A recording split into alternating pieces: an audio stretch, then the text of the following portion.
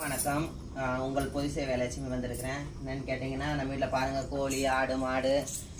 கோழி 2 நாளைக்கு முன்னாடியே ஒரு 3 குஞ்சு பொறிச்சிருக்குது. நம்ம கோழி அங்கே விளாண்டுக்கிட்டு இருக்குது பாருங்கள்.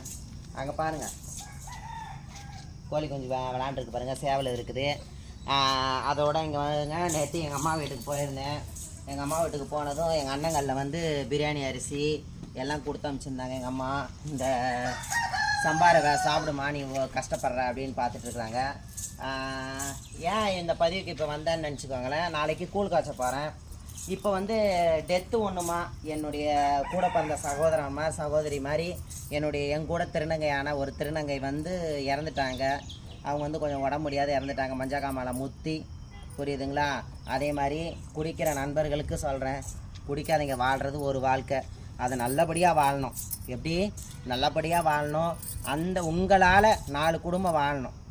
நம்ம குடும்பம்